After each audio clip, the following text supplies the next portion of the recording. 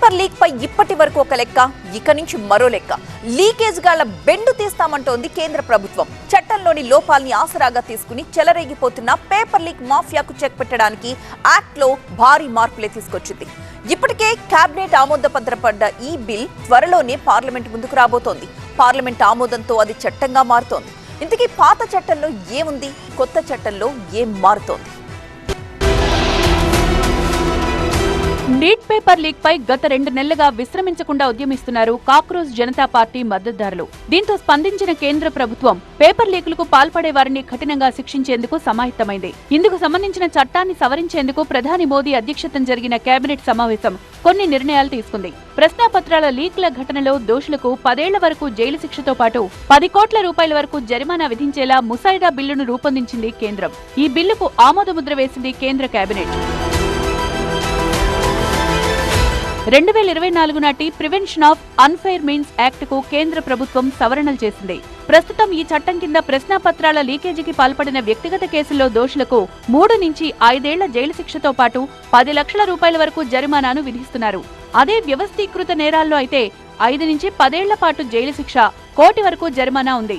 ఈ శిక్షలు, జరిమానాలను భారీగా పెంచుతూ చట్టాన్ని సవరించారు. ఇందుకు సంబంధించిన ప్రతిపాదనలపై కేబినెట్ భేటీలో చర్చలు జరిపి ముసాయిదా బిల్లును ఆమోదించారు. చట్టం పరిధిలోకొచ్చే నేరాలన్నీ నాన్ బెయిలబుల్ గా పరిగణించబడతాయి. అంటే నిందితులకు సులభంగా బెయిల్ లభించదు. పరీక్షలు నిర్వహించే ప్రైవేట్ సంస్థలు లేదా సర్వీస్ ప్రొవైడర్లు అక్రమాలకు పాల్పడితే వారిపై కోటి రూపాయల ఫైన్ తో పాటు వారి ఆస్తులను కూడా జప్తు చేసే అవకాశం ఉంది. ఈ చట్టం కేవలం అక్రమాలకు పాల్పడే ముఠాలు, లీకేజీ మాఫియాను శిక్షించడానికే కానీ అమాయక విద్యార్థులకు ఎలాంటి ఇబ్బంది కలగకుండా ప్రత్యేక రక్షణ కల్పించారు. అంతేకాకుండా ఈ కేసుల విచారణను వేగవంతం చేసేందుకు ప్రత్యేక ఫాస్ట్ ట్రాక్ కోర్టులను కూడా ఏర్పాటు చేస్తారు. కేవలం కేసు నమోదు, దర్యాప్తు ప్రక్రియలకే పరిమితం కాకుండా విచారణను ప్రారంభించిన 3 నెలల్లోనే తుది తీర్పు వెలువడేలా నూతన చట్టంలో స్పష్టమైన నిబంధనలను చేర్చింది. ఇక పేపర్ లీకేజీకి పాల్పడిన నిందితులపై మరిన్ని కఠిన చర్యలు తీసుకుంటామని ఇప్పటికే తన వీడియో సందేశంలో స్పష్టం చేశారు ప్రధాని మోదీ. పేపర్ లీకేజీకి పాల్పడిన నేరస్తులను పట్టుకున్నామని, వాళ్ళిప్పుడు జైల్లో ఉన్నారని చెప్పారు. విద్యార్థుల ఎడ్యుకేషన్ ఇయర్ వృధా కాకూడదనే వెంటనే నీట్ పరీక్ష నిర్వహించామని, 22 లక్షల మంది విద్యార్థులకు సజావుగా పరీక్షలు నిర్వహించేందుకు ప్రభుత్వం తన పూర్తి శక్తిని వినియోగించిందని ప్రధాని గుర్తు చేశారు. పేపర్ లీక్ घटना से अब तक पिछले 2.5 महीनों में अनेक विध कदम उठाए गए, गुनहगारों को पकड़ा गया है, वे जेल में पड़े हैं। कम से कम समय में 22 लाख जितने विद्यार्थियों के एग्जाम हो जाए, इसका प्रबंध किया। और अभी 5-6 दिन पहले 19 तारीख को రిజల్ట్ भी आ गया.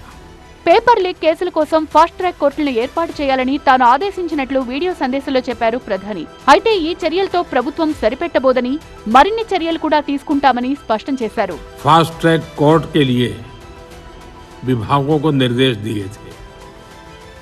आज विभागों ने लगातार मेहनत करके देर रात मुझे मुसद्दा भी दे दिया. फास्ट ट्रैक कोर्ट और कठोर कैबिनेट में चर्चा होगी. कैबिनेट के साथियों के सुझाव के बाद उसका अंतिम रूप दिया जाएगा और सोमवार से संसद का दूसरा सप्ताह शुरू हो रहा है. तब ప్రధాని మోదీ ప్రకటన చేసిన కొన్ని గంటల వ్యవధిలోనే కేంద్ర ప్రభుత్వం public examinations prevention of unfair means act 2024 కు సవరణలు చేసింది. ఈ సవరణల ద్వారా చట్టానికి మరింత బలం చేకూర్చింది.